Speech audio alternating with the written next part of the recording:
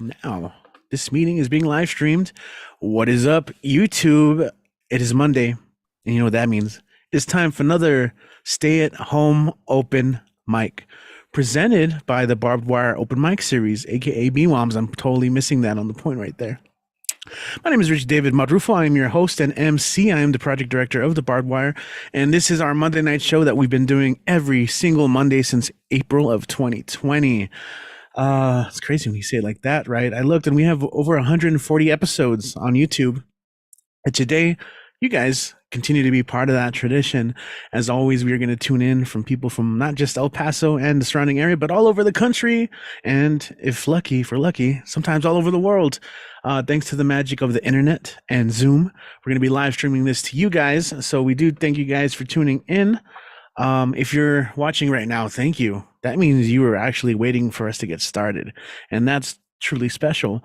But we do have people who tune in throughout the show, and if that means you hear my voice right now, type in the live box in the chat right there, and participate. I always love it when people become part of the live chat. You know, it's a unique element to these shows that I enjoy, and I know others do as well.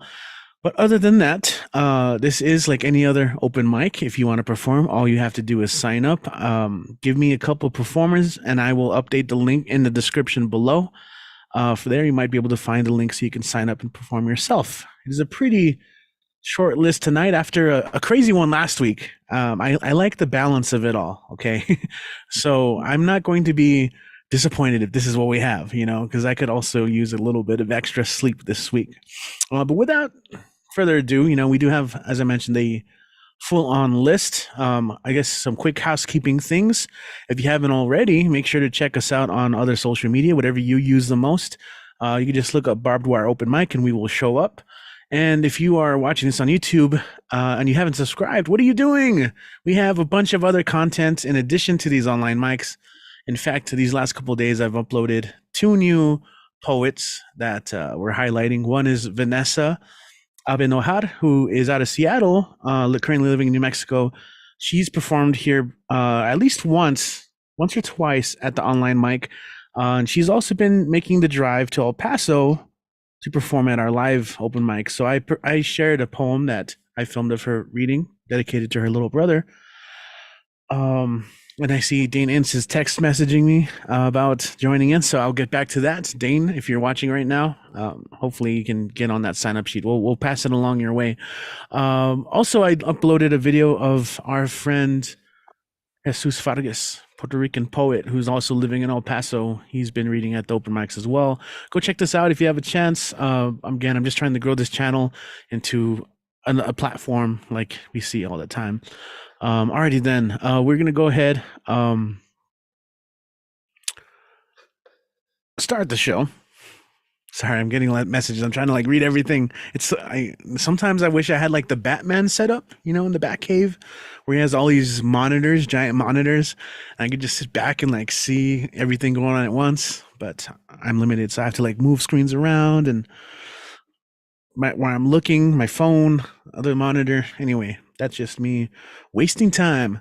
Like I said, if you want to perform, all you have to do is sign up. Each performer gets 5 to 7 minutes to do their thing. It could be original poem, something new they're working on, something they wanted to dust off, something experimental, and of course, something that we do here, the cover poem, which is traveling all around, including at the live shows.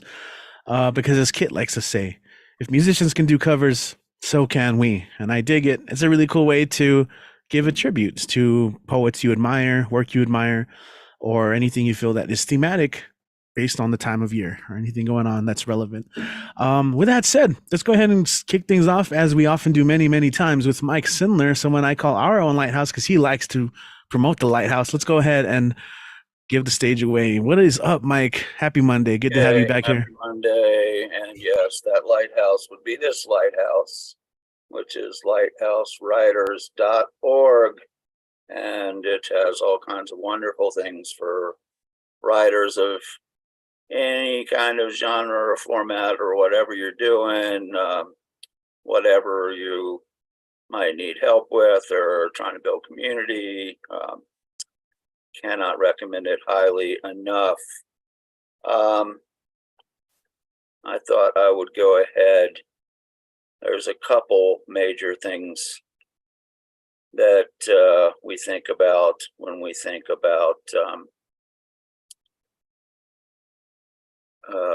February, and one of which obviously is Black History Month. And I want to do a couple pieces. First one is sort of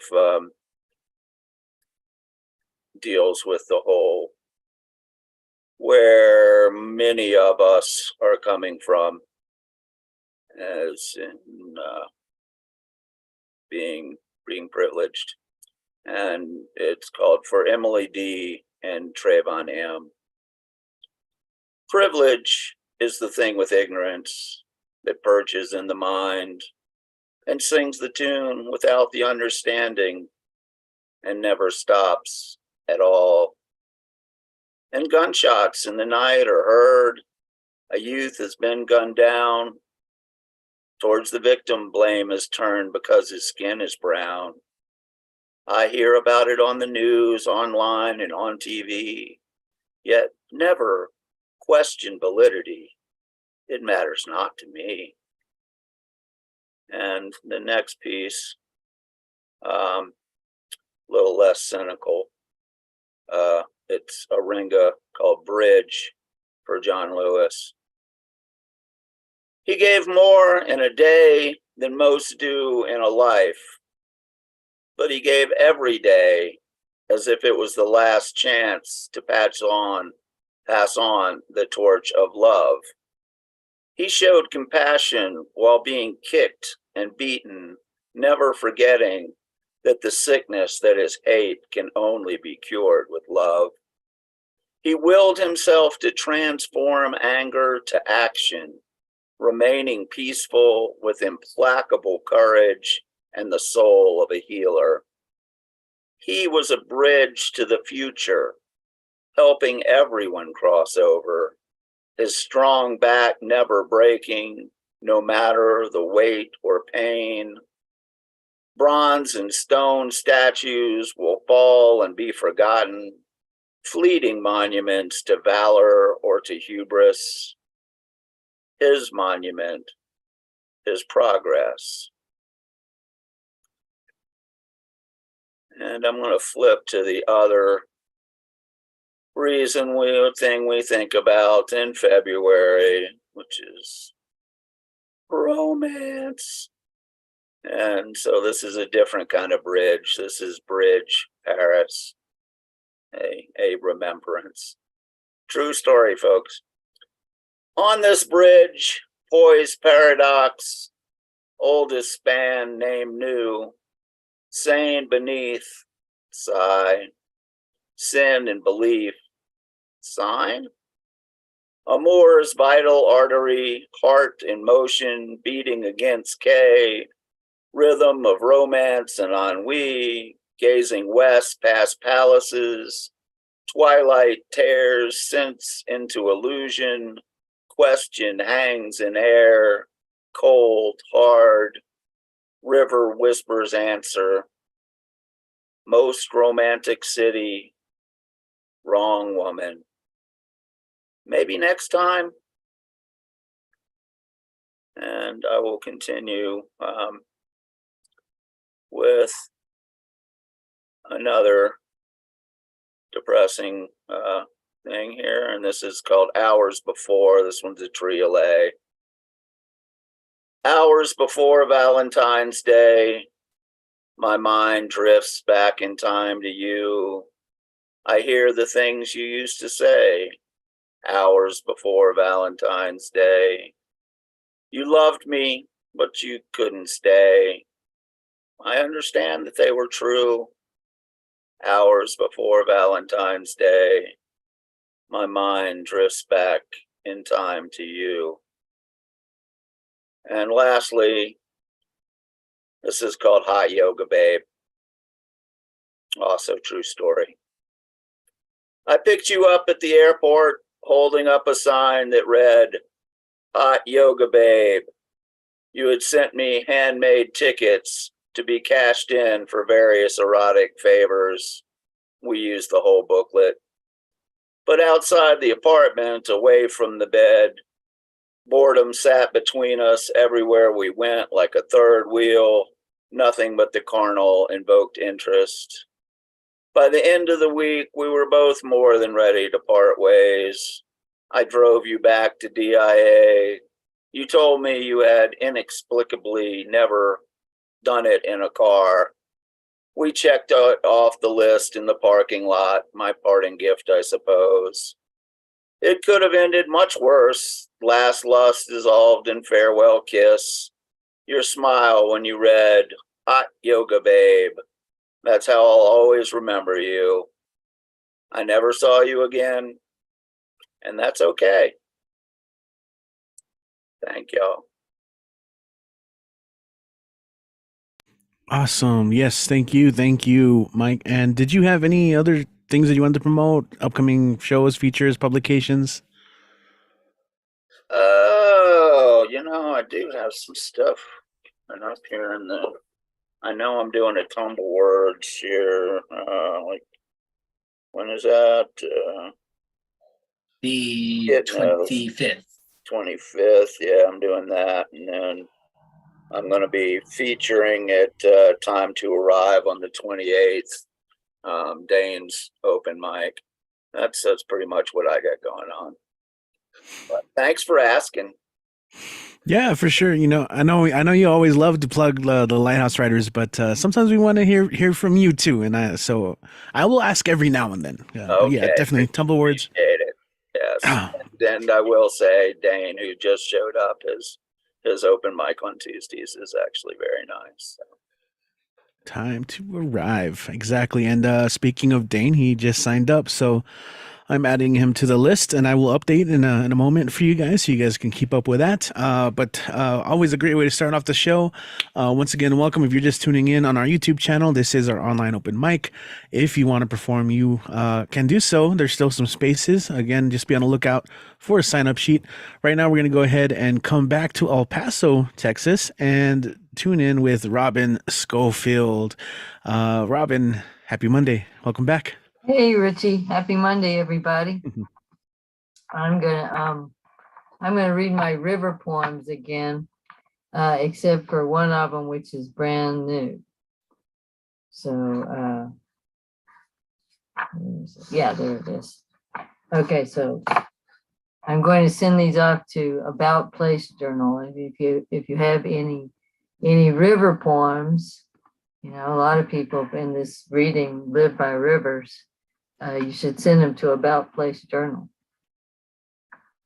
Going Toward Nothing. By the revived Rio Grande, where it's the border with New Mexico, frothing through far west Texas, since Elephant Butte Dam let go the snowy waters in late spring. I'm walking upstream on the sidewalk, where it ends in the willows, and a red-winged blackbird, unseen before he trills, disappears in river reeds, a star behind thin clouds, still giving light. Then 3 ducks fly over, long exiled from the empty river, passing through what promises to be again a thoroughfare of green, as a thirsty coyote shows up and his raggedy coat shines in the harsh sand light like copper mined from 3 desert mountain ranges on the horizon. The Organs to the north, Sierra del Cristo Rey to the south, and Los Montañas de los Mansos. That's what I call the Franklins.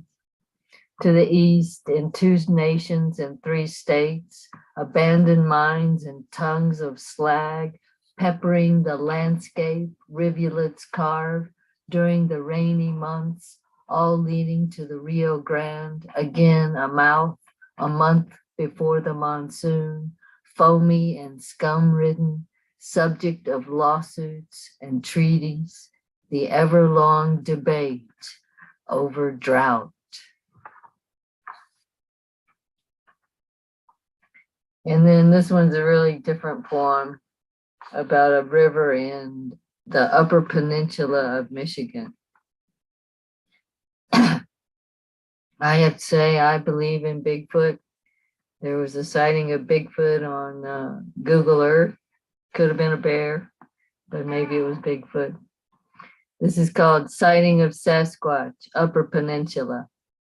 He improvises a deer across the Cass River, a chamber ensemble featuring blood and fur, acoustic and electric, original composition, incendiary, genre-hopping creature, dual vision with no barrier between wild and tame, between old notions of existing and not existing. Okay, now here's the new one. And this is really new for me. I hardly ever do this. This is typed up from Maria Pettis's Tumble Words workshop, which was a couple of weeks ago. Not too long at all for me. So this is really new shit. The Rio Grande tells a story. The river was a giver of life before it was a border.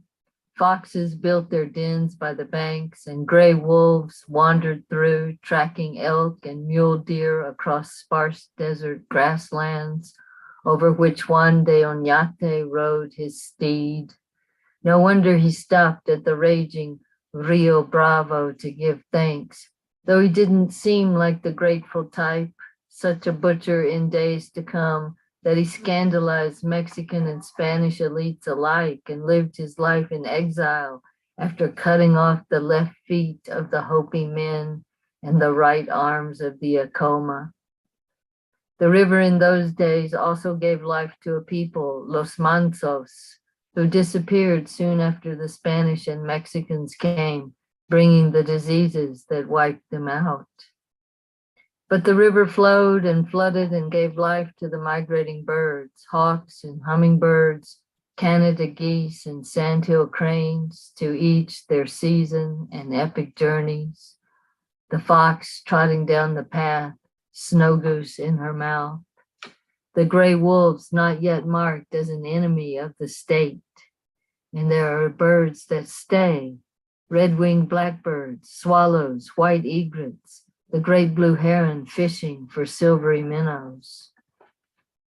4 centuries later, the river is a border, straightened and controlled by concrete and razor wire atop the fences patrolled by men with guns in green jeeps. There are no more rages and boiling floods, except in the streets and arroyos of the sister cities. It's easy to walk across this river. Just ask the Venezuelan migrants. It's dry for half the year, according to a lawsuit won by New Mexico. The silvery minnow hangs on via an underground channel. The heron fishes in small pools, and the fox slinks by with her cubs, children of the waters. The coyote is thriving in spite of bounties on his head. Birds cross over without a permit as the migrant people line up for asylum at the ancient crossroads for those who journey long and hard. Paso del Norte. So that's what I got out of Tumble Words, and now I'm going to read completely unrelated but kind of cool is a poem from The Shadow of Sirius by W.S. Merwin. And this is written when he's pretty old. So he has I don't know, it's after a lifetime of writing poetry, you know. So this is the first poem, and it's called The Nomad Flute. You that sang to me once, sing to me now. Let me hear your long lifted note. Survive with me, the stars fading. I can think farther than that, but I forget. Do you hear me? Do you still hear me? Does your air remember you? O breath of morning, night song, morning song. I have with me all that I do not know. I have lost none of it. But I know better now than to ask you where you learned that music, where any of it came from. Once there were lions in China. I will listen until the flute stops and the light is old again. Yeah, this book is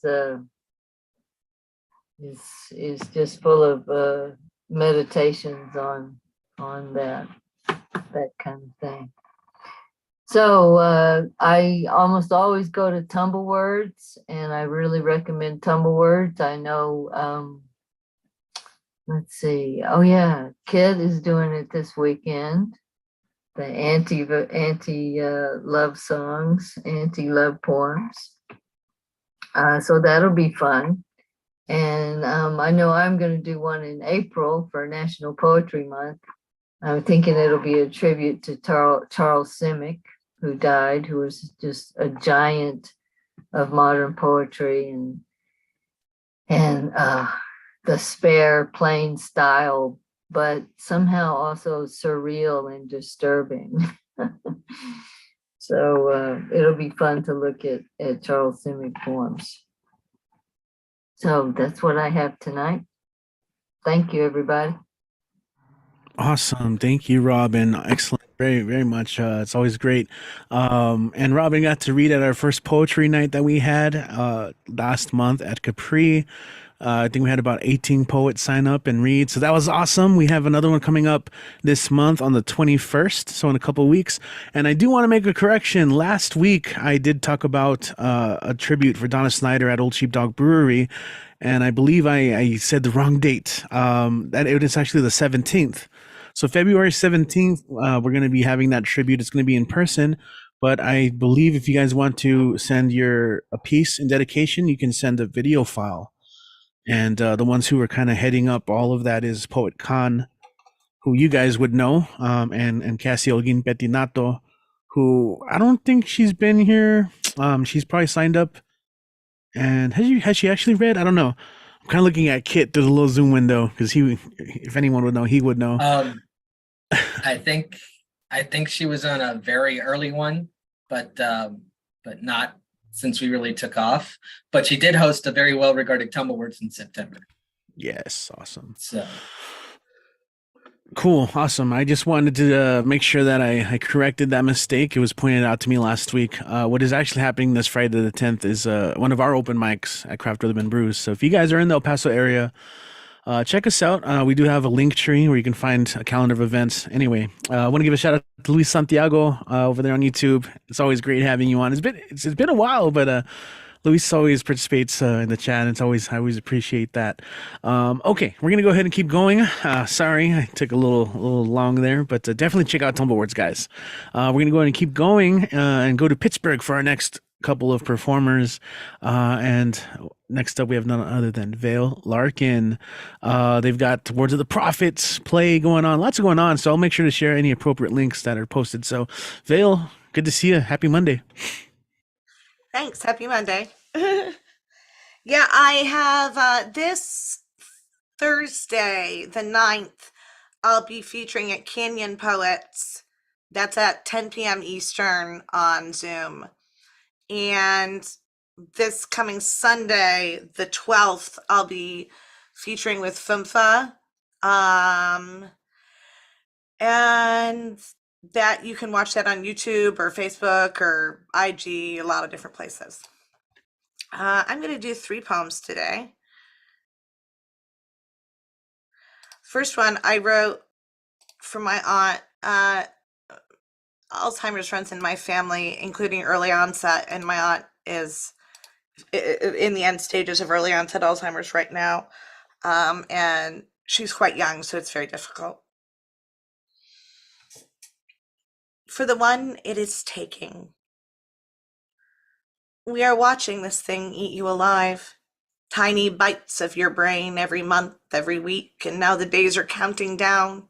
Here a memory, there a motor function. Vicious little wriggling words like bitter, useless pills in your mouth. We are watching, smiles fixed to our faces, as if this will silence the alarms in your head that scream, "This is wrong, this is wrong, this is wrong. It's okay," we stammer, as though this means anything at all, with teeth buried in your thoughts, gnawing away at everything, all facets flattened, a light dimming beyond dark, colorless. You are becoming inanimate before our eyes. Everything you are draining away, leaving you empty and defenseless in this wilderness of lost minds.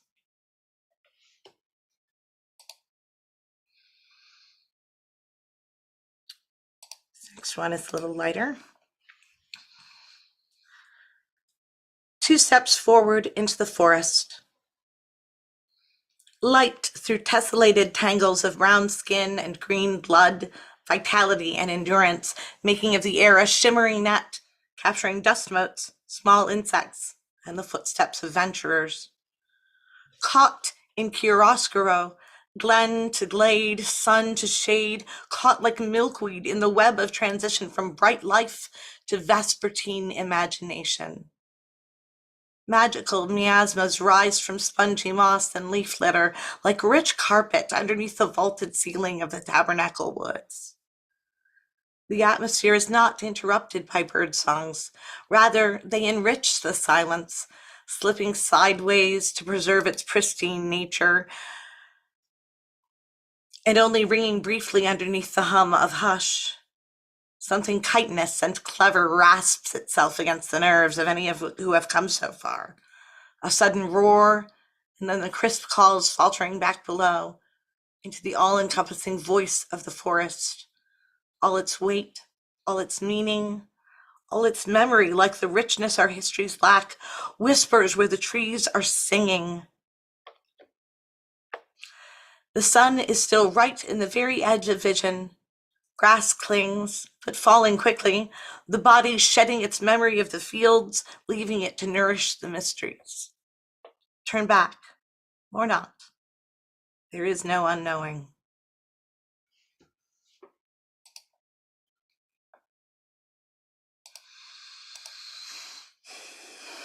And this last one is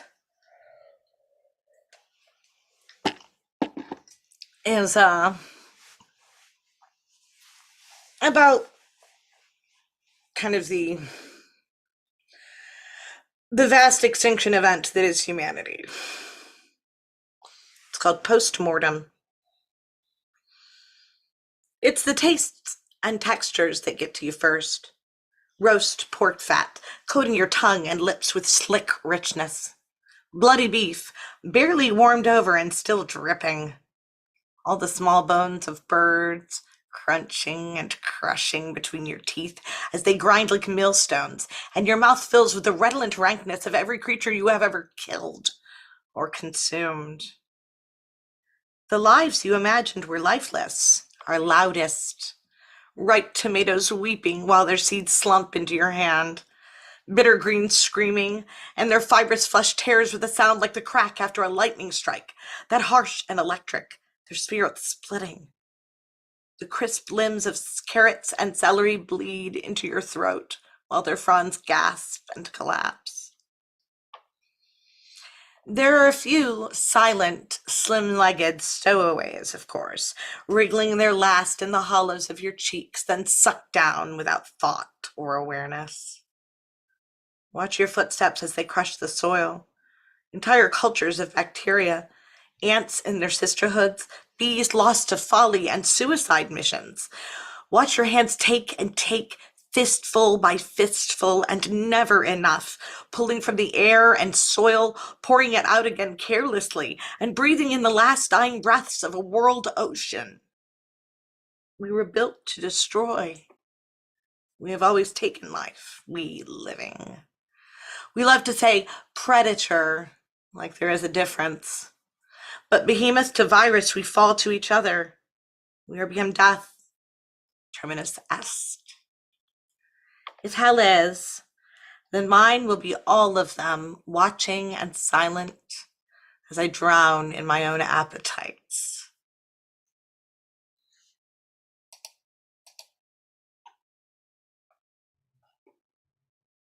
All right, Vale. Sorry, sometimes it takes me a while to change up because I'm clapping, even though I'm like, oh, can you see me in the window clapping? Anyway, thank you, Vale. I went ahead and posted. Thank you for sharing your upcoming features. Way to donate for Words of Profit. Am I missing anything? I shared your Linktree and YouTube. All right. No, thank you. Great set. Very, very heavy stuff too, but well done. Well, Vale is someone we can all emulate, in their writing and performance. Awesome. I was sending out an email to other people who had signed up today, but we are going to keep going, guys. Once again, welcome to our stay-at-home open mic. I see that Sandy is here as well, Sandy Hills, so I want to give a shout out. Yeah, I saw Sandy in person. That's always cool too. I can't remember where that was. Sometimes it's hazy, but let's go ahead and continue with our open mic, and we are going to call upon, if I look, oh yeah, we're gonna stick around in Pittsburgh. We have Andrew Pryor in the house, gonna share a little short fiction, which I always appreciate and love. Thank you. Welcome back, Andrew. Happy Monday. Go and take it away. Thank you very much. Hello, I'm finally going to read this story that I wrote a while ago. I don't think I've ever read it here, but yeah, it's another 5-minute short story. It's called Lilac. So without further ado. I wake up, grab a glass, and scoop up an inch of rainwater from the cooking pot positioned under the leaky roof of my double-wide trailer. I shake my pills out into my other hand, gulp them down with the rainwater in one quick motion, and all of a sudden I see in my mind, crystal clear, an elephant, lying on its side in the African savanna, nothing else living around for miles, so I can hear it perfectly as it coughs once, attempts to breathe in, fails, lies perfectly still, birds of carrion circling the sun reflected in its giant upturned eye. I blink, come back to myself, and walk into the kitchen. There's a grad student snoring on my sofa at the other end of the double wide, and I sit at the kitchen table and watch him fidget in his sleep as I wait for the rain to start falling again. Since he's asleep, I can't tell him about the dead elephant, but I know he'll ask about it as soon as he's up. I make it a habit of telling him about every dying thing I see whenever I take a drink of water, because he doesn't care. He's one of the small handful of people who I've ever told my whole deal to, and the only person not to tell me that I'm on drugs or that I need drugs. He pays the rent on time, spends all night working on his dissertation, sleeps the days away, and seems to subsist wholly off of frozen meatballs, boxed noodles, and positive critiques. We both drink the Diet Mountain Dew in the fridge, which, despite its name, is the furthest thing possible from water. I have dreams, but I don't tell him about those. Before I started taking the rainwater with my pills, they were all different, and they were all nightmares. I would wake up panting, thinking of the time when I was 4 and my dad was teaching me how to swim. I inhaled a lungful of pool water, and I saw the boy 5 years older than me flung from his bicycle, cracking his skull against a maple tree. I'm in my early 30s now, and I still don't know how to swim.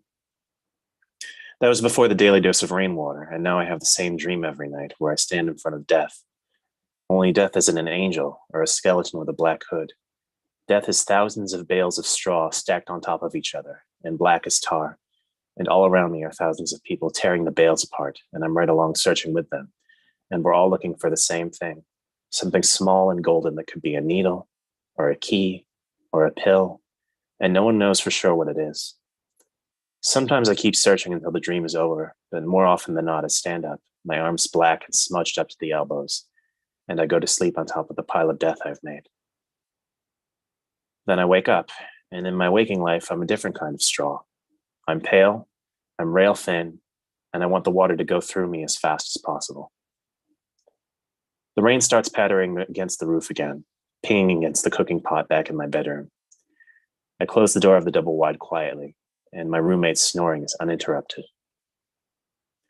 I walk over to the SUV, parked a few feet away from the trailer.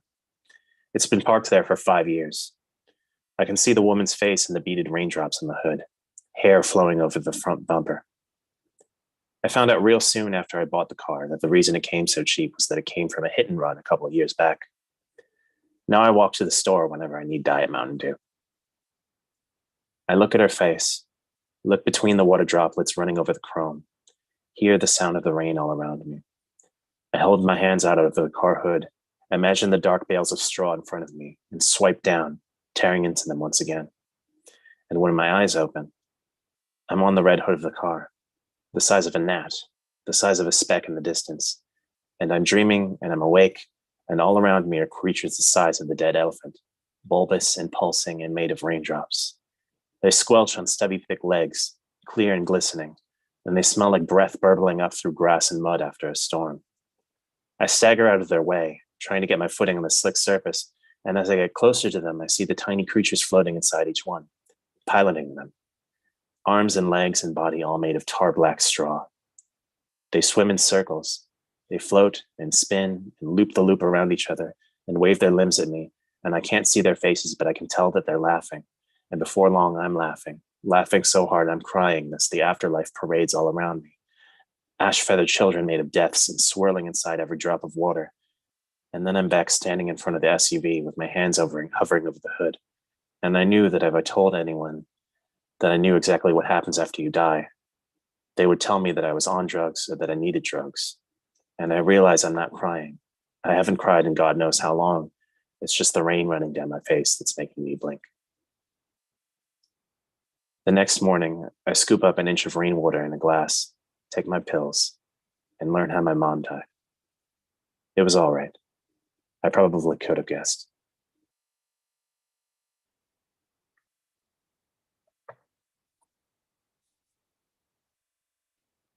All right, man. Thank you for sharing that. I always appreciate prose because we welcome all kinds of writing, peeps. And do you have anything you want to promote right now?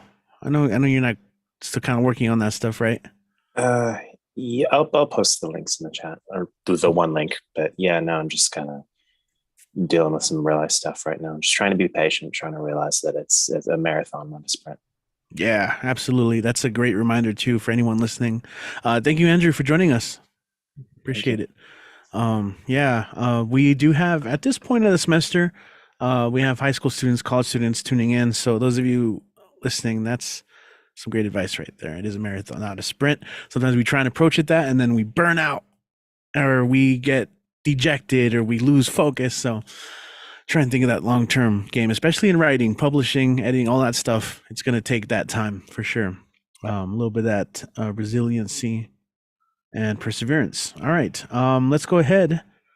Looking at the list of Story Stork, I will share that link. We're gonna go ahead and continue onwards with, let's see, where are we? We're gonna go from Pittsburgh to San Francisco, and he's already been name dropped today.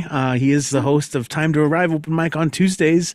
In San Francisco, we got Dane Ince. Welcome back, man. Good to have you.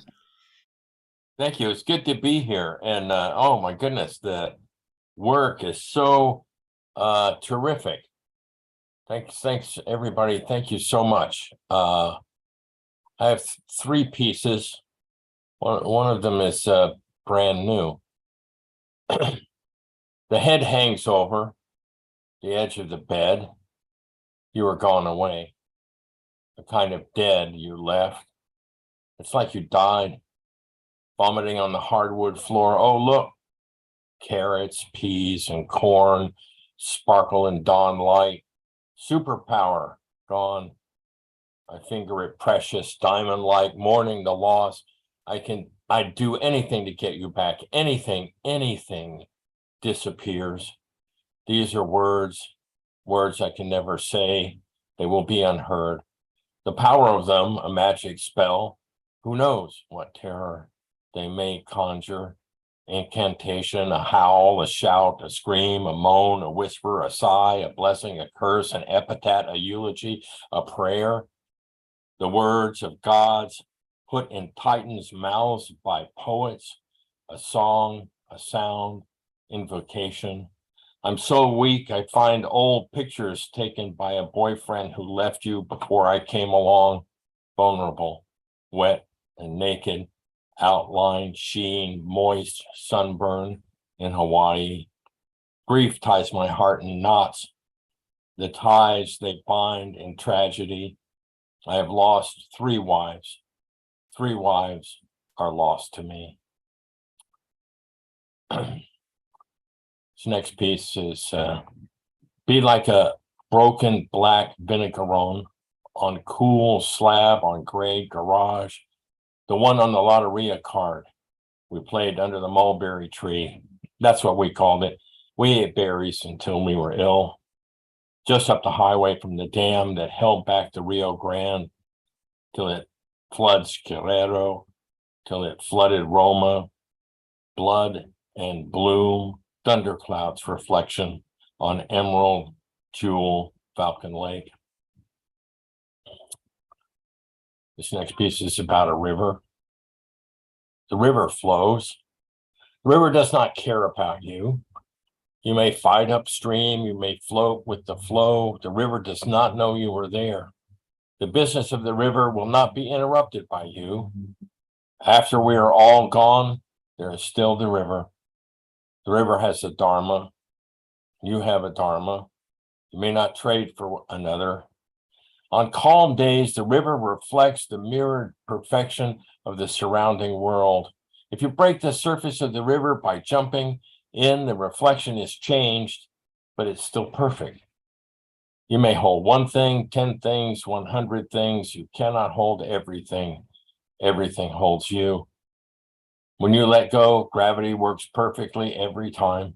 When you let go, there's room to hold something else. Why not hold imagination? Why not hold love? The dharma of holding. Practice guarantees nothing, not even something useful to do with your hands. Practice does not make perfect. Practice makes opportunity. The dharma of doors. Open one door, open 10 doors, open 100 doors. In this practice, you will learn that the door opens for you. When the door opens for you, enter that one door. You are always free to leave. That's what the door is for. I listen to wise people. I make up stuff. My hands are full of holding all they can hold. I cannot hold dogma also. The world does not go along with anything. You go along with the world. If this is true, then how do you practice? How do you travel with? Put your writing, art in the world, someplace where it may be found, like loot in a pirate's chest. It's never lost. It will be found. Make a treasure map every day. Thank you.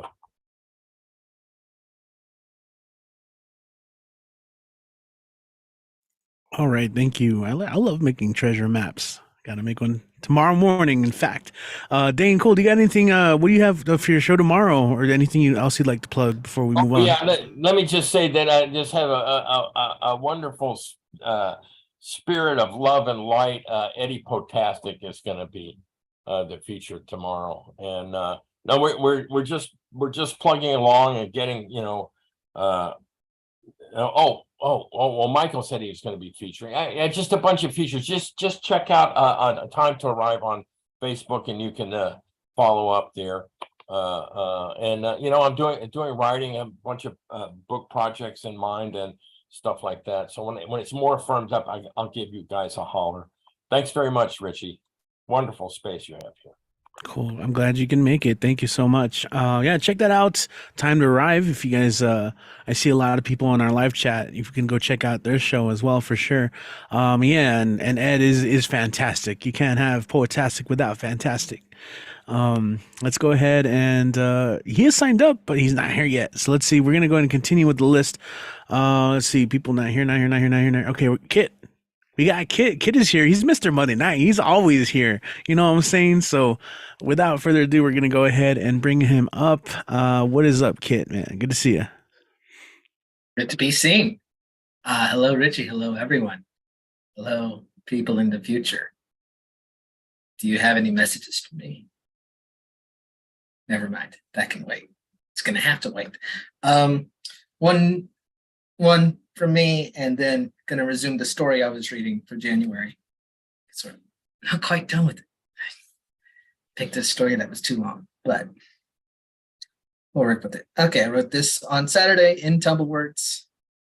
It was a great workshop. Chris Kayla hosted it, and she made us play a fun little game where we used a line in isolation as ghost lines, as a ghost prompt, and then afterwards she revealed the source of the rhyme.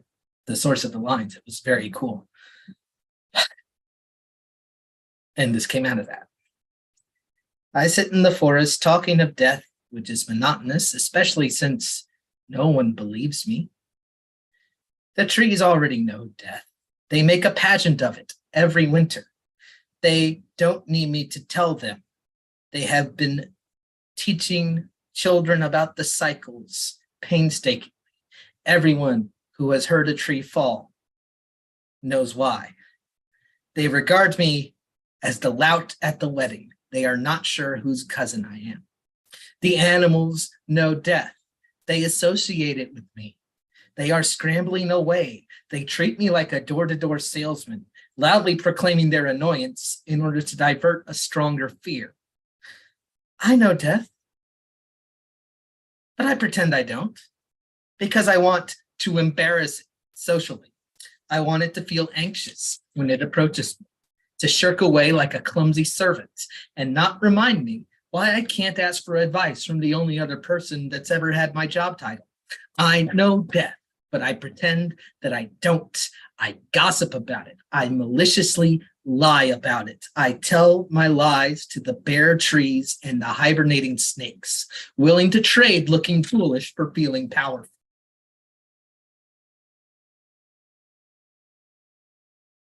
And gonna resume The Ghost Birds by Karen Russell.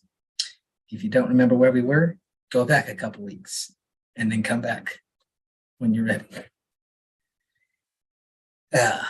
Shit. First, my headlamp went out. I still have no idea why. I've used it on half a dozen counts and have never had any issues. The pink perigee moon was visible through the windows, floating beside us like a loyal owl. But Starling was by this point a little freaked out. I could understand that, of course. She didn't want to give me her headlamp, and so reluctantly I let her take the lead. "Look, Dad," she called, fixing her low beam on two heavy doors. "Seems like something you'd be into." The doors were bracketed by a beautiful WPA marquetry mural with two human figures cast as guardians of the portal.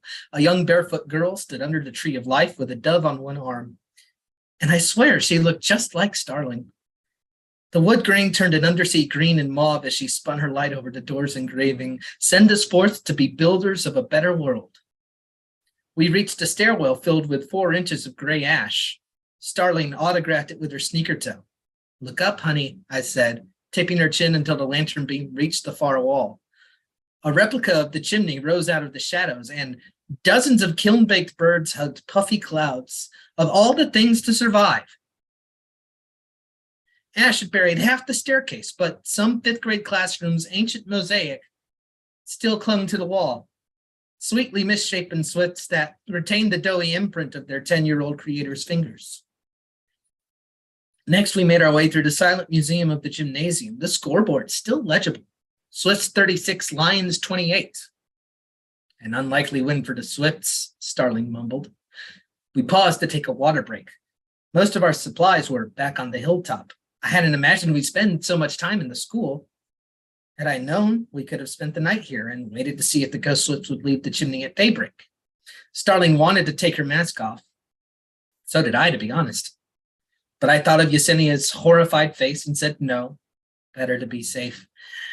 We sat on the bleachers and drank through our straws. I started to tell her about the desalination glands that once extracted salt from Albatross's blood. "Don't gulp," I said, but of course she did not listen, and now her water was gone. "Oh my God, Dad, you know the difference between a Buller's albatross and a Salvin's albatross, but I bet you can't name 3 of my friends." "Sure I can.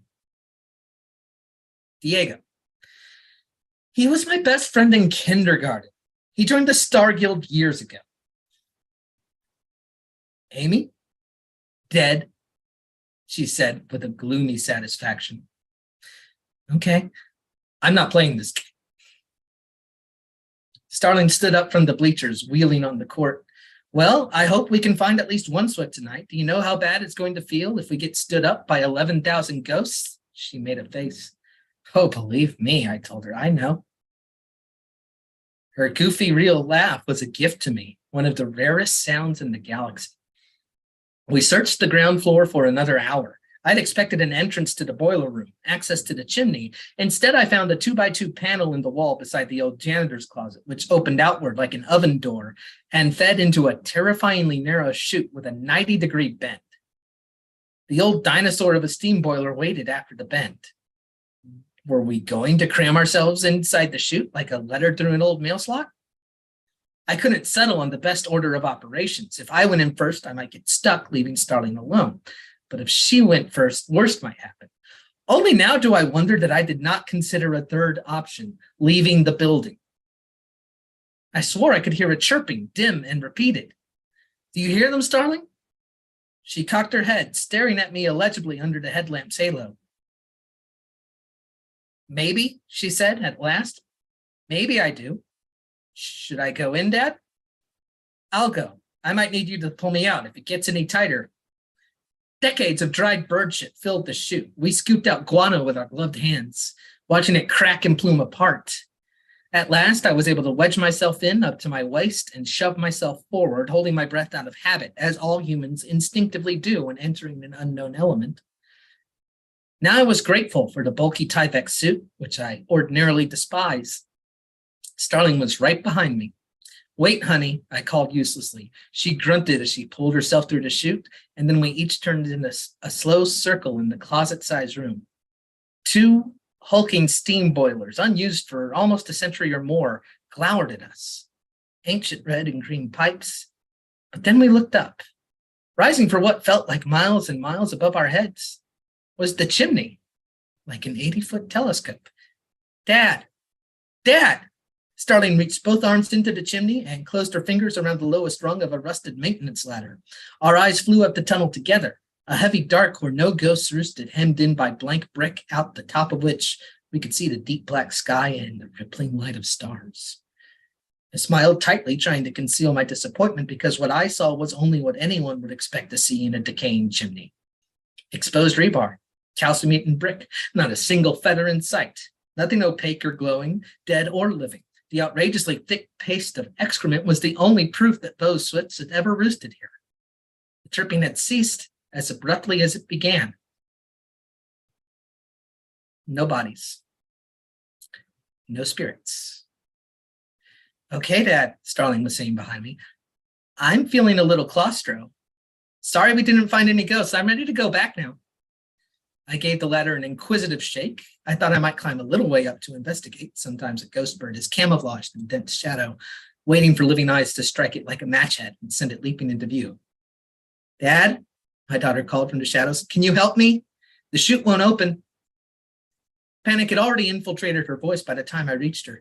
Let me try, honey, I said. And together we failed for a quarter of an hour.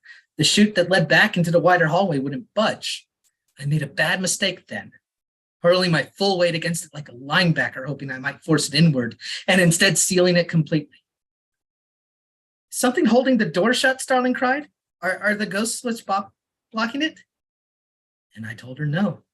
The ghost birds were not responsible. It was her father who was the warm-blooded dummy to blame. I think we'll leave it there. Maybe in suspense.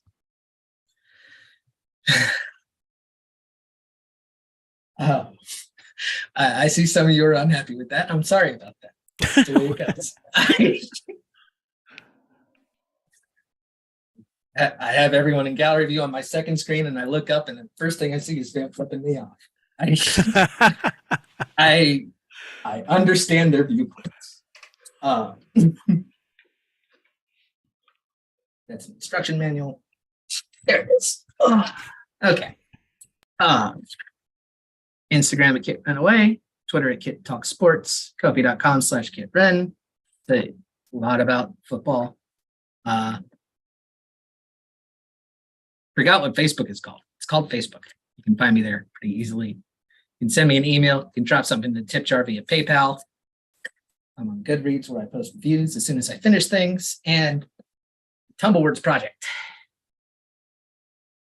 This week it's going to be Kit Ren. I hear that he's comes from a good family, but he's developed habits about him that just aren't quite right. But he'll be hosting I'll be hosting Against Love Poetry, our annual little signpost where we get people to get in touch with their more bitter side, because some people, this season's a bit hard on them, and we're gonna turn that hardness into something they can use, perhaps to strike someone with. And the week after that, it will be Lee Martinez Soto, and they will have a workshop all about body positivity. And to close out the month, we'll have Mike Sindler. Exciting things all the time. And with that in mind, back to you, Richie. That was great, man. Much appreciated. I do. That sounds like a killer end of the month to me for Tumblewords, for one, Against Love Poems. And I don't know why when you pulled up the instruction manual, it reminded me of in Seinfeld when they walk in on Kramer reading an instruction manual, and he responds, "We can't all be reading the classics, Professor Highbrow." So maybe that's an upcoming iteration of the cover poem. I don't know. We'll find out. We'll see. But as we know, also I wanted to give a shout out to Samuel Wilson on the YouTube live chat. Good to see you, my friend. I hope you're doing well. It's always nice to see your name pop up in the live chat. Alrighty then, we're going to go ahead and continue on. We've already been in San Francisco, so we're going to take a little trip back here and say hi to Finn Bell, who signed up to do some poetry. Other than that, what did he say? Oh, she's a Pisces mermaid. That's all. That's all you need to know. That's all you gotta know today. Finn Bell in the house. What is up? Hey. Hello. How's it going? Great. I wanted to share a few one sentence poems and then something that's relatively new. So you guys probably heard this last week, but I'm going to repeat it again. Spice. I am finding listless is a word peppering this lover's lusty dinner whenever you are too far away. Blank. I filled in the gaps you so helpfully provided. Dent. Am I the one who is failing to see the outcome between the curvature of thick lines? Show. Venture into the wild world's gaping mouth with your knickers all in a twist, and of course, everyone will be watching, waiting. So, release the frightened words, bound and silenced, laying on the stony floor of your tongue. And that last one actually birthed a longer poem, a slightly longer poem. I'm going to share that with you now. I called it Languish. Release these frightened words, bound and silenced, laying on the stony floor of your tongue. They will stall, staggering up, and finding their straight back limbs and spines unbend and function, rickety newborn stilts being tested, but patience. Watch them in this moment, and then this next one, scramble footing in their ungainly desperation to catch up to their liberation, still jailed between the motile walls of hard palate and teeth. Release these frightened words before they lose their will, before they lose their mind. No, this false tranquility is not a swift and merciful executioner. Your words flop and twitch on the stony floor, your damn complicit tongue. Imagine holding cell, thought, solitary confinement solution, solved. Death becomes too palatable when consequences outside your cautious mouth strike you as messy. Acrimony is best left ignored. You will find words left unspoken are more dangerous post-mortem. These words, you never wanted to be their captor. You never intended to release them. That's it from me. Thank you. And thank you. As you just ended it, as I like to say, that wasn't just it. That was everything. Even just getting to share that, much appreciated. And taking the time to join us today, and always promoting it. You're such a huge promoter, and I'm always so thankful for that. What do you have coming up this week? Things that you would like to promote? Oh, also, you're muted. Oh, yeah. So, last week I promoted what was supposed to go on this week. So that was an utter fail. So I'm just going to repeat that. um, on Wednesday, we have our monthly movie night with Ed Potastic. And we're going to be showing The Wedding Singer and Love Actually. And that's actually this Wednesday. It wasn't last Wednesday, if anybody got confused. The day following that is Terry Rose Jurtson. She leads poetry games. It's called Anahata, or Quit Playing Games with My Heart. It's on the Anahata, the heart chakra. Yeah, that's what's coming up for me. Yay! Oh, and a feature tomorrow with with the rest of the PGN gang for our anthology with David Leo Sirwa at Spoken World Online. Very cool, awesome. Good And stuff. please, any links, go ahead and share. Thank you. Place them there, and I'll make sure to transfer them. Definitely check those out. And you didn't mess up. What you were really doing was just hyping it up. Last week you're like, hey, you got these events coming up. They're not, they're next week, which is this week now. So go check those out. The movie night sounds awesome. In fact, who's also awesome? The person running that. And he is next. We're going to drop in Washington, D.C. With Mr. Ed Poetastic. As always, he's got some jokes and poems, and most definitely 100% rhymes. What is up? We got Ed in the house. Let me see there. What up? How you doing today, man? Happy Monday. I'm great. Thank you for happy Monday. Thank you for everyone's wonderful wordplay all day, every day. Hello, my name is Ed Poetastic. I'm feeling fantastic. Please get in time to draw my rhyme for all fools sublime. I got jokes and 3 poems, so they're going to rhyme. Well, not the jokes, but you'll get them. All right. The first joke is, how do angels greet each other? They say, hello. What did the bear said to his wife?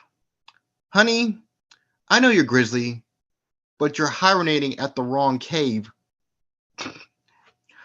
What army did the mouse get drafted to? The Swiss Army. Why was the dolphin suffocating? The water came through the wrong hole.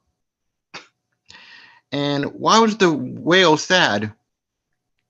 Someone called him blubber. And last but not least, what type of dog did Dracula adopted? A bloodhound. All right, hope everyone loved those jokes for you folks. My first poem is called Life Jacket.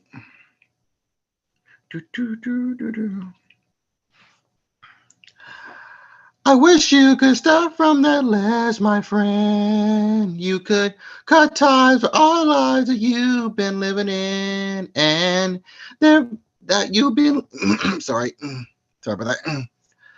I wish you could step from that ledge, my friend. You could cut ties with all the lives that you've been living in. And if you don't want to see me again, I would understand.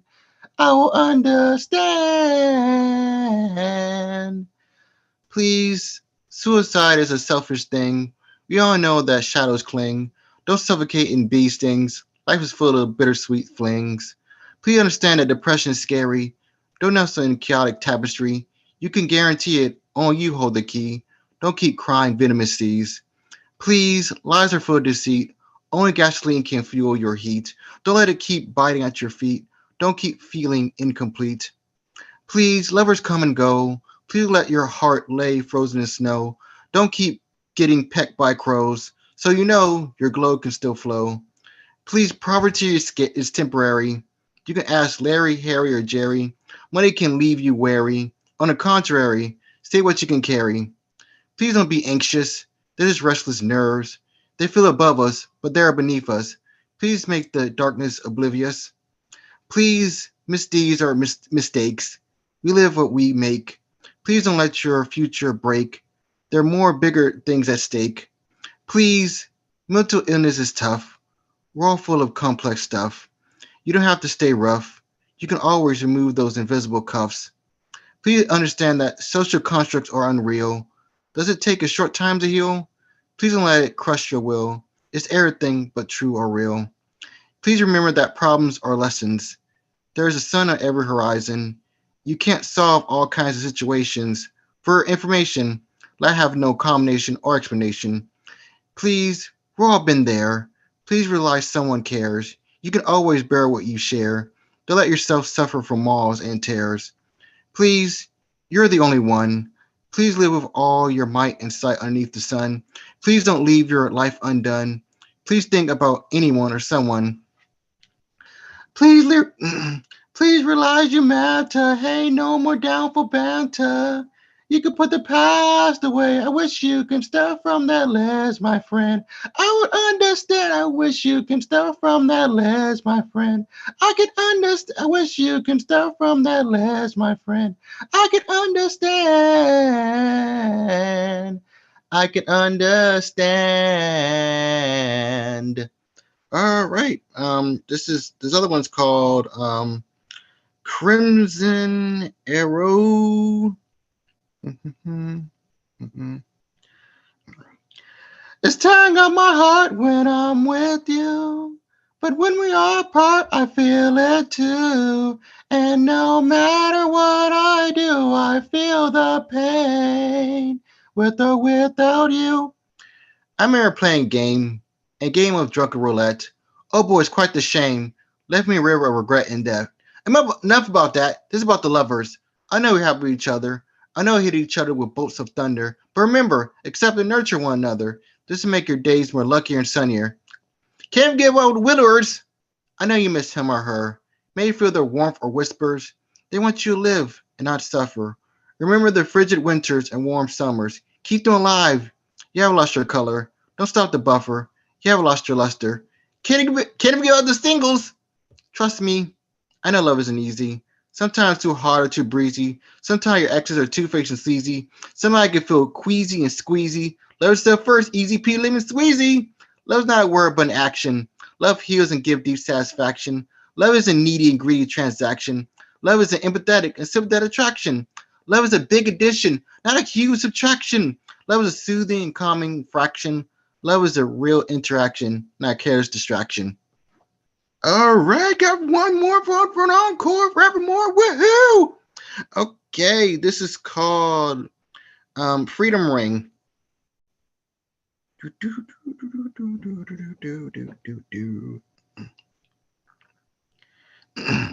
Break out of those chains.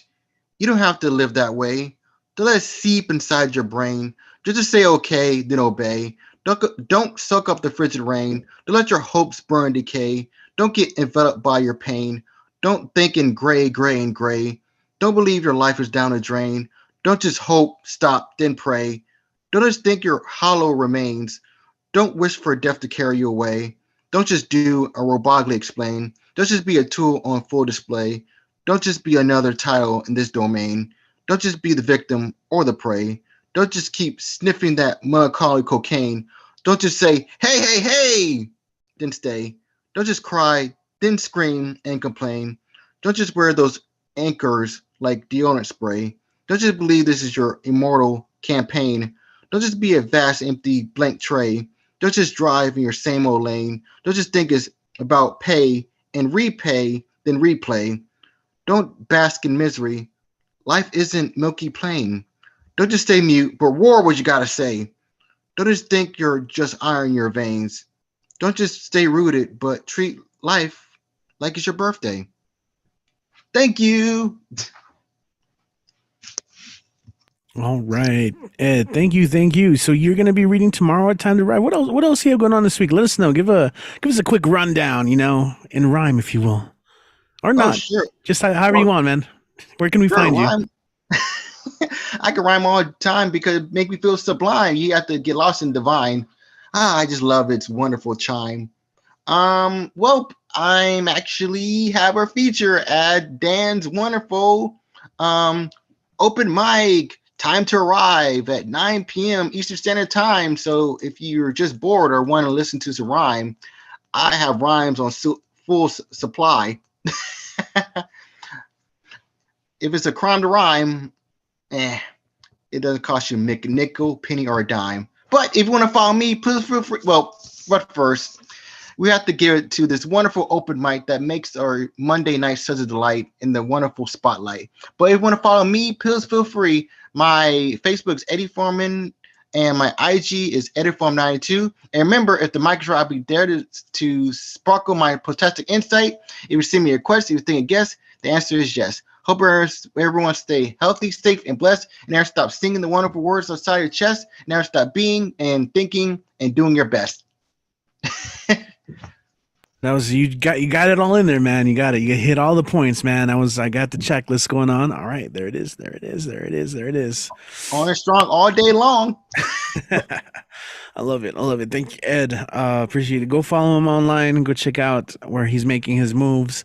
Guys, I'm looking at the list here, and we're doing a speed run because we're already on our way to Los Angeles to check in with Mr. Tesosomok, and he's got, I believe, some poetry, maybe some music. I don't know, but as always, he's got his book out, and I'll go and take it away. Hey.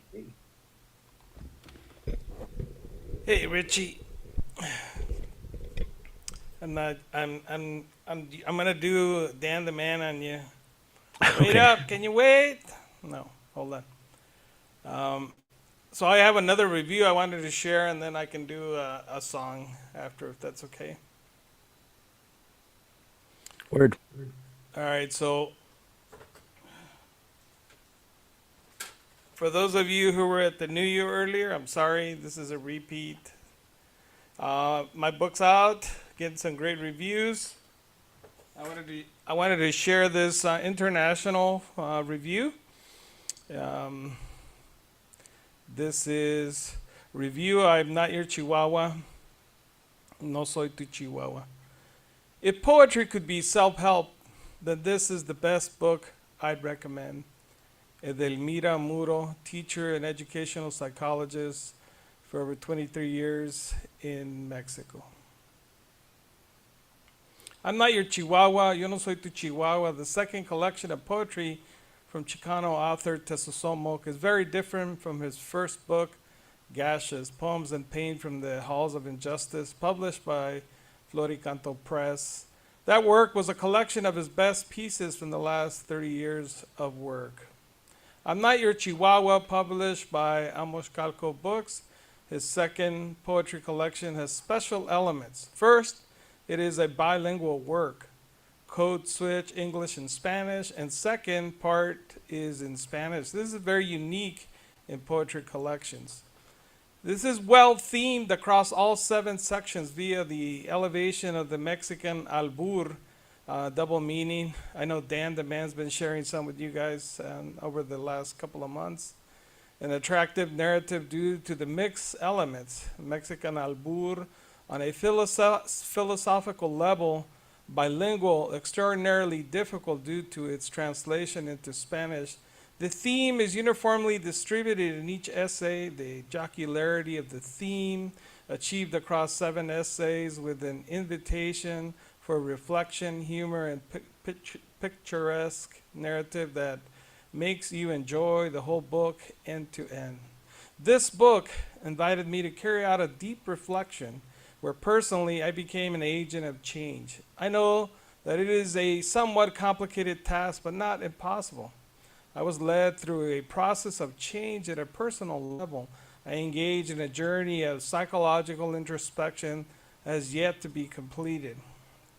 Personally, as a reader, educator, educational psychologist for over 23 years, I've never encountered any poetry like this. Important elements that I recommend from this extraordinary work would be 1, the philosophical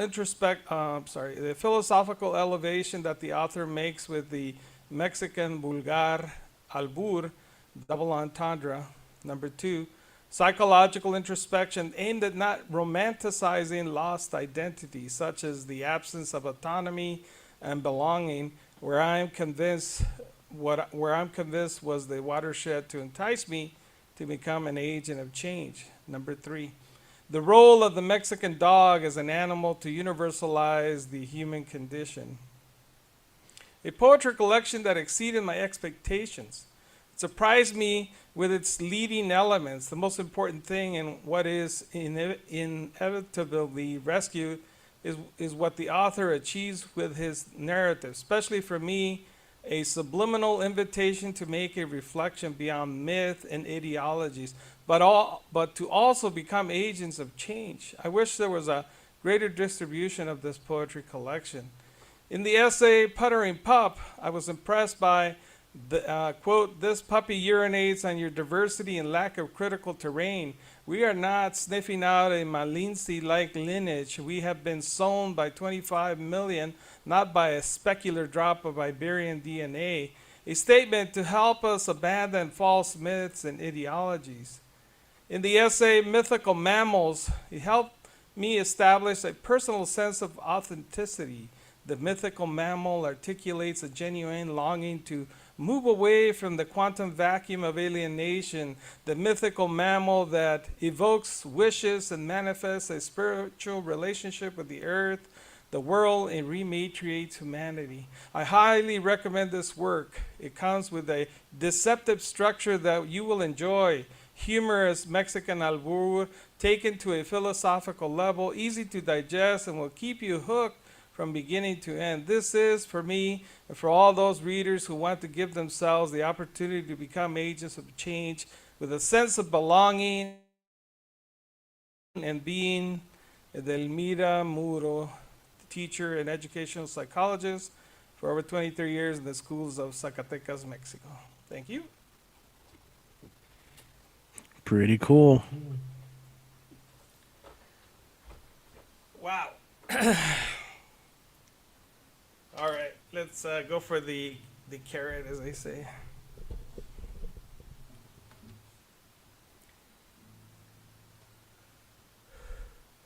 Gotta catch my breath here for a second.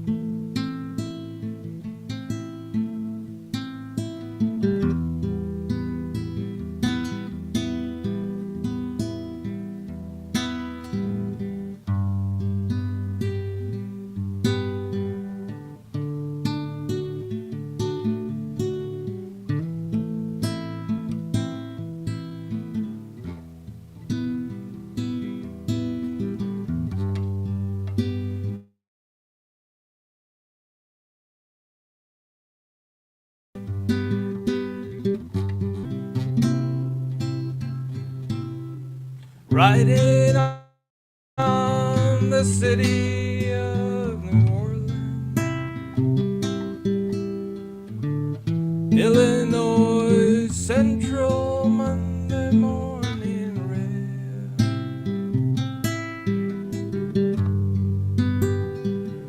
There's 15 cars and 15 restless riders. 3 conductors and 25 sacks of mail. They're out on the southbound Odyssey, and the train pulls out of Kankakee, rolls past the houses, farms and fields, passing towns that have no names, and freight yards full of old black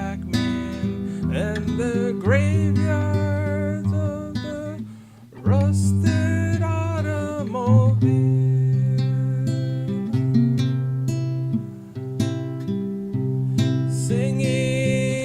good morning America, how are you? And don't you know me, I'm your native son. I'm just the train they call the city of New Orleans.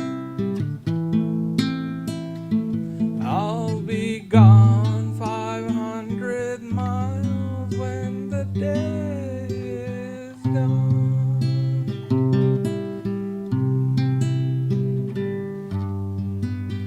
I was dealing cards with old men in the club car,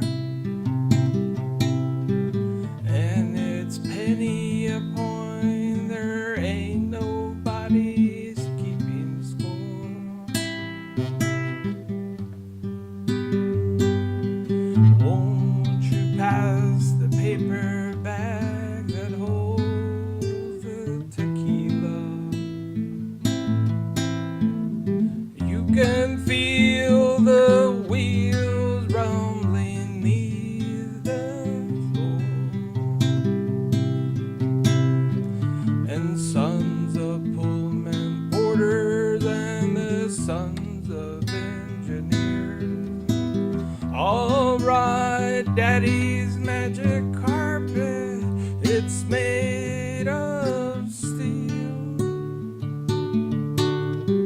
Mothers with their babes asleep go rocking to the gentle beat, and the rhythm of the rails is all they dream.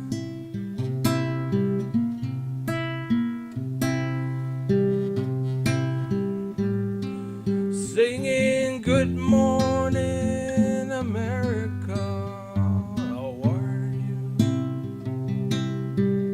And don't you know me, I'm your native son.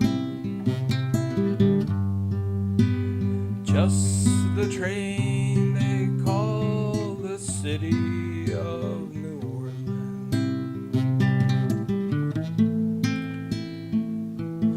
I'll be gone 500 miles when the day is done.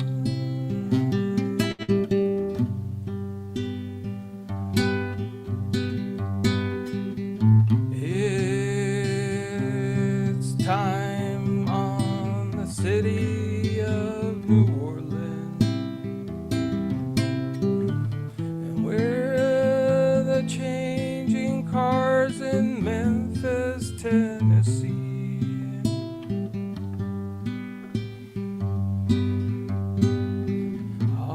Halfway home, we'll be there by the morning.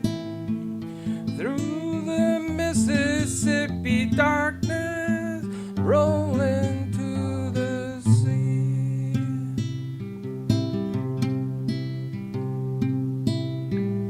All the towns and people seem to fade into a dream, and the old steel rails still ain't heard the news. The conductor sings that song again. Passengers, please refrain. This train has got the disappearing railroad blues.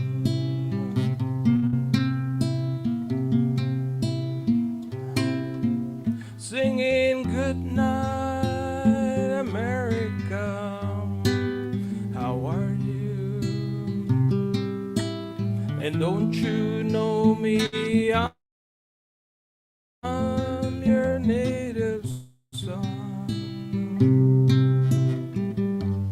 I'm just the train they call the city of New Orleans.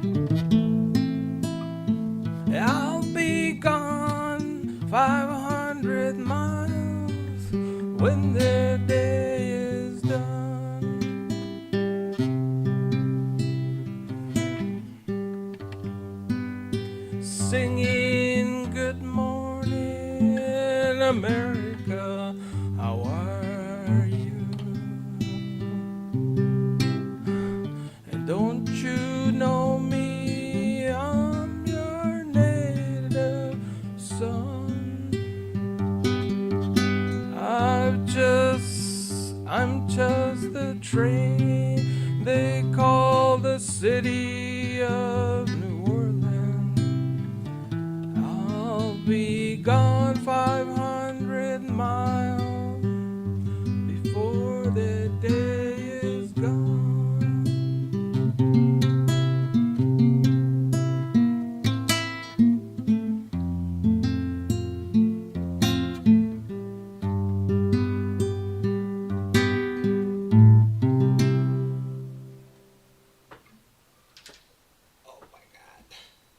Nice take, man. Complete with post song sound effects. Post-traumatic stress. Well, it's totally different. I do not have a Texas kind of southern twang, so I'm sorry for you folks who I ruined that for. Kit. No, you're not.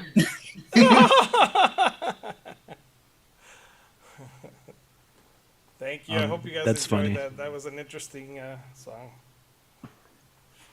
Thank you for sharing that. And of course, as always, people can find you online, Gashes 2019, both on Instagram, Facebook. Spelled differently, right?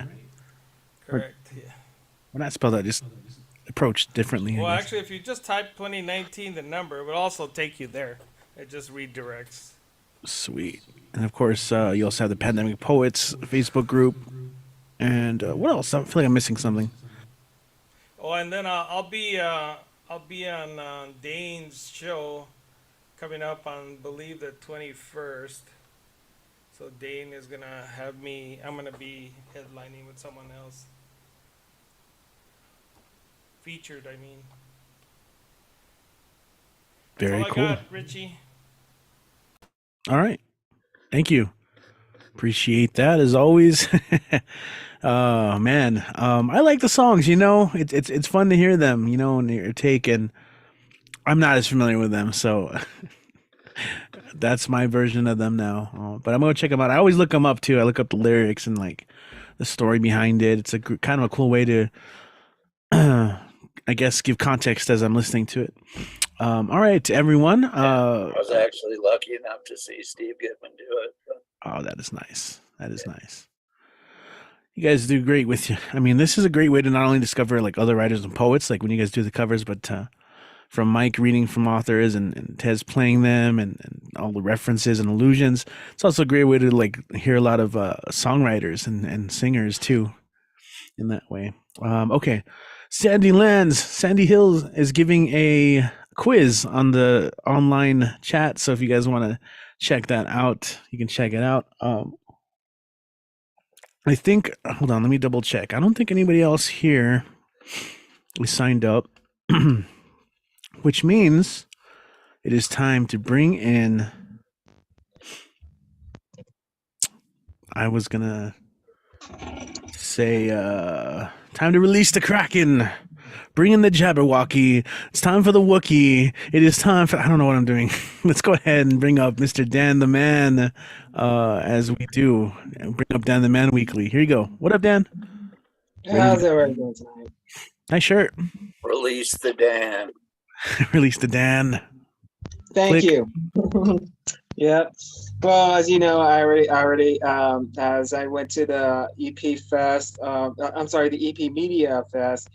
It was Creative El Paso, the ones behind all of it, but it was so nice of them. I've met Greg Sestero, who was the author of The Disaster Artist, and he was co-writer and co-producer of The Room, with Tommy Wiseau. Well, it was very nice. Let me show you real quick. Oh, come on.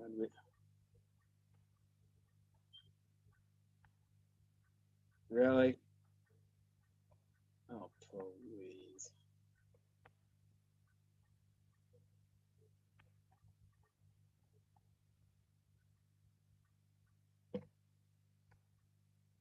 Thank you. Okay, hold on 1 minute. Oops, not that one.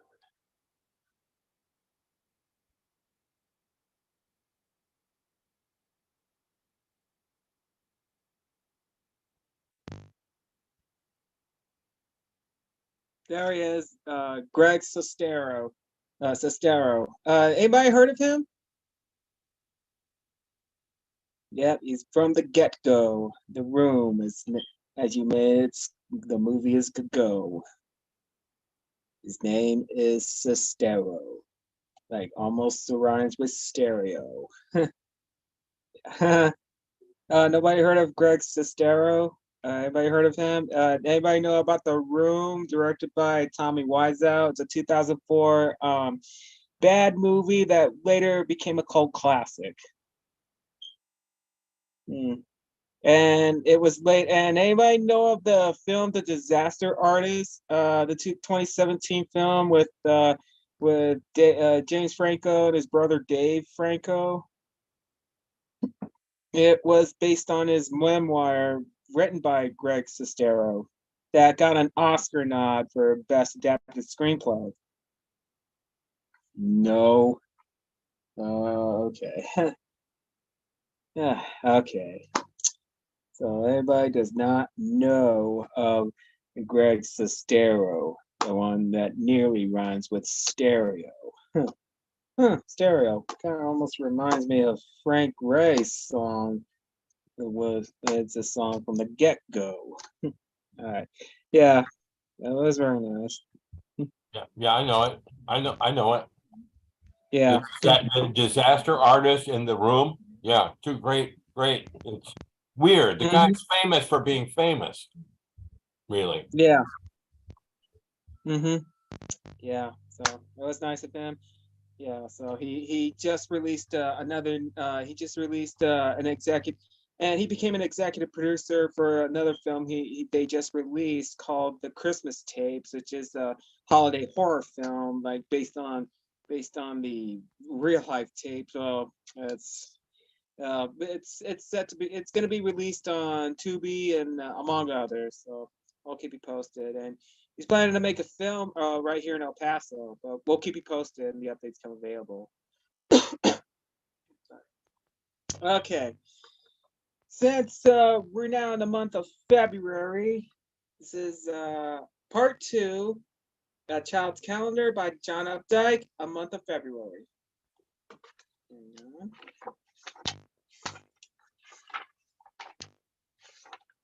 There we go. February, the sun rides higher every trip. The sidewalk shows icicles drip. A snowstorm comes, and cars are stuck through road salt flies from the old town truck.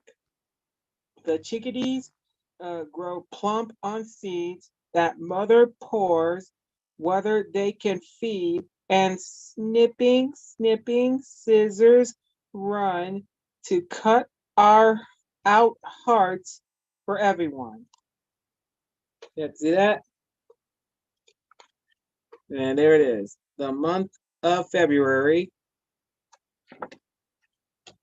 Once again, A Child's Calendar by John Updike. Okay. And okay, do a few since I know next Tuesday's Valentine's Day. I'm gonna go as fast as I can. The words of love, piropos, romantic sayings from Mexico. Cute. Okay, here we go. Qué sabrosos es el pan con queso cuando lo dan en un rancho, pero más sabrosos en un peso debajo de un sombrero ancho. Tasty are bread and cheese of the farm, but even tastier is a kiss beneath a wide brimmer hat. Cool. and cute. All right. Here we go. No temas estar desnuda porque yo te vestiré de amor. Don't. Uh-oh. Oh, damn, I should have double checked that one. Don't worry about being you know don't worry about being something without clothes. I will dress you, my love. Okay, hold on. Okay. There we go. Next few. Adios. You don't want to know that one. Okay. Adios, cuantarrito de arroz. Si nos quieres ir sola, iremos los dos. Farewell, my little bowl of rice. If you'd rather not go alone, the two of us would be nice. Si tus pernas son las vías, como estará la estación. If those legs are the tracks, imagine the station. ¿Quién fuera visco para verte dos veces? I wish I were cross-eyed so I could see you double. El amor es como la guerra, fácil de comenzar, pero difícil de detener. Love is like war, easy to start, hard to end. Amor con celos, causa desvelos. Jealous love begets sleeping nights. Okay. Armare su gallina que mi gallito anda suelto. Better tie up your head. My rooster is on the loose. Okay. I'm going to do 4 more. Antragante bandolón ahora que tienes tocada. Strum away, medallion, now that you've got something to celebrate. Nice instrument.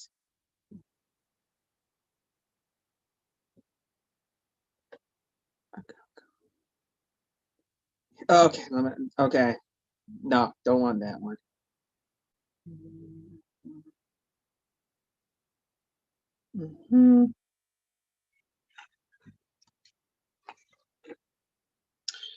Okay, 3 more. Dame tu mano, paloma, para subir a tu nido. Si anoche dormiste sola, ahora dormirás conmigo. Lend me your hand, my dove, to climb into your nest. Last night you slept alone. Tonight you'll sleep with me. Okay. Luz apaga, mujer encendida. Light turned off, women turn on. Okay, last one. La flor de la hermosura como la flor de mayo dura. The flower of beauty fades away as swiftly as the blooms of May. Okay.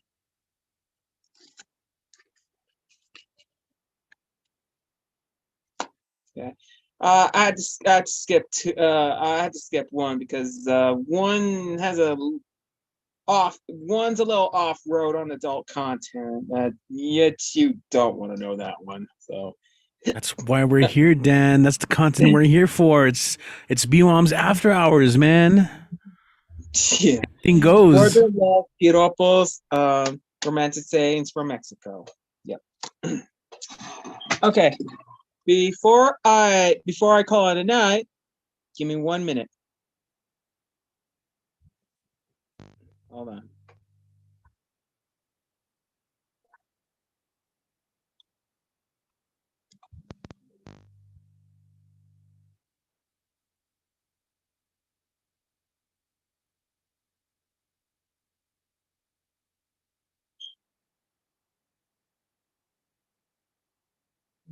Okay, hold on.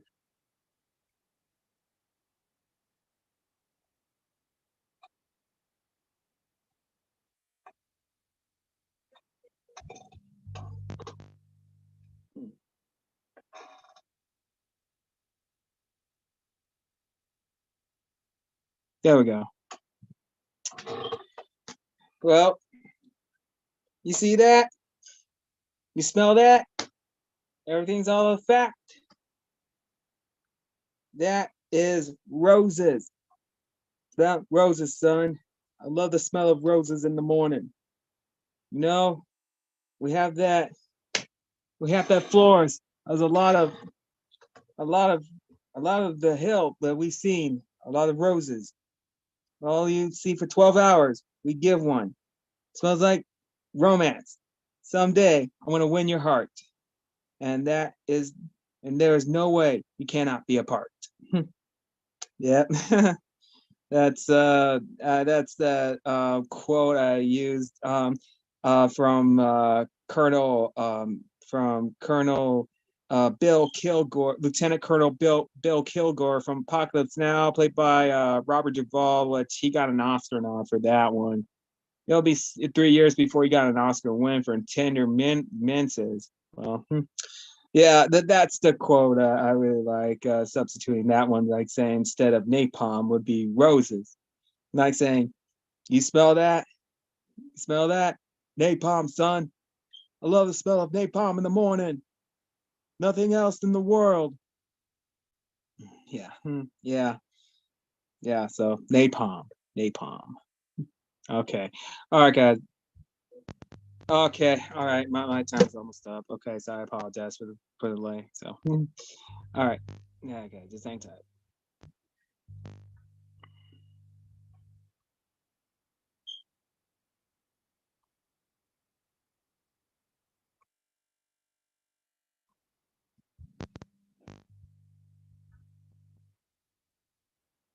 Okay, you see the card, read it and weep it. You know it's hard. Yeah, not even go for Lord.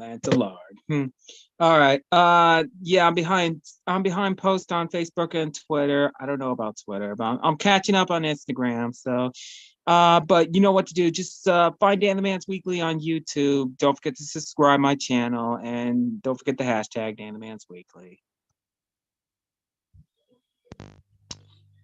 All right, guys. I know next Monday is the day before Valentine's Day. I'll get well, I think I'll prepare something. Let's hope I finish up the words of love, the briopos.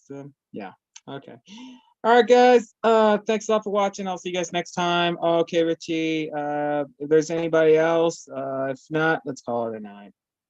All right. Thanks a lot, guys. Dan. You don't have to tell me to call it a night every time, man. It's fine. Yeah. That was the show within the show, the Dan the Man Power Hour. Take a shot Thank every you. minute. Because the more you drink, the better we all sound. All right, I'm gonna mute you too. All right, we're gonna keep going. I do want to give a plug, a shout out. I meant to do it earlier in the show. I did say that we are doing our poetry night on the 21st at Capri. Poetry only, no comedy, no music, just straight up words. We want to cultivate that kind of crowd, that audience, and the first hour is a social hour, meet and greet type thing. Encourage people to kind of socialize and hopefully kind of build up that community once again to the point where we can maybe do poetry slams again or special events when it comes to poets in particular. But I do want to also give a shout out to an event going on this Wednesday, the Writers Theater hosted by Aaliyah Kandia, who Aaliyah has actually read here a couple times, especially very early on during the pandemic. And she's just a young up and coming poet that I really admire. She does really great work. And so she's making this space, which I think is a really great idea. It's going to be at Aaron and George's Film Cafe Wednesday, I believe. Sign up starts at 6:30 and the show starts at 7. So it's also an early show, which I think people also really appreciate. I think I'm going to be there. So if you do, hope to see you there. Otherwise, check out Barbed Wire stuff. I'm going to read a couple pieces just to kind of end the night. First, I'm going to do a cover. Wait, am I going to do a cover? No. Anyway, I just realized that I haven't been reading a whole lot on here. So I'm just going to read a couple pieces. And then my goal this year is to start writing more. Part of that includes attending Tumblewards when I'm not busy. So far that hasn't worked out, but I really want to be there for kids against love poetry. Because I need it. I'm a love poet. I can't stop it. I'm addicted and I need help. So maybe I'll definitely make plans to be there. But here, this one's called Beautiful Dreamer. 4 a.m. Intoxicated buzz of frenzy and fury. Spray paint coats the air in this bohemian underbelly, bridged between star and Ekis. Is this it? There are a lot of substances swimming in here. Two-way drunken texts spill out in the shape of smoke signals. Beatbox in my head, hummingbird in my heart. I tried the coffee spoons, but the other stuff was so much more alluring. Love has very well taught me the actions of fools. See, I'm glued to this chair, but the sky is calling me. I want to serenade the past and caress the rhyme of tomorrow as chills recollect, static from the space from in-betweenness, space for peace, at least for lease, familia. Fleck away from the splatter and fragile hues of dark matter to the clash and clatter of me and you. Guess who? Hopscotch to the scotch on the rocks. Leave your socks at the door. This is the dance floor of your dream-skewed familial moon that led to swoons and Junes to a year-long build-up of a tune of a broom. Then there was you.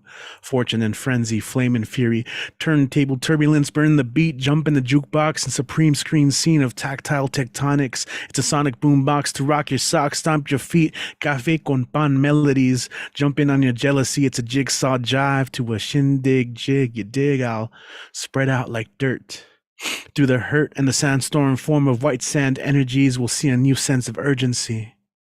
It is through illuminated glass. The spiraled truth reveals itself. Es muss sein. It must be. Kandinsky, moon dancer, you, firecracker anthem. I nod my head to the beat that echoes in the wake of your footsteps. Heartbeat, lively pulsations of pithy meanderings. Sleepwalker with a tempered glance of steel and roses. Lullaby of the world. It's going to take a lot more than hope to get us home. A lot more than love to show us pain or hate to slow us down in battle of heart versus brain. Our walk is the climb of a reckless dancer. Each step improvised a bit more than the last. Will we still love each other in the end? Only the mad ones know what delights are swimming inside that beautiful mind of yours, and we're a slow dance away from trouble.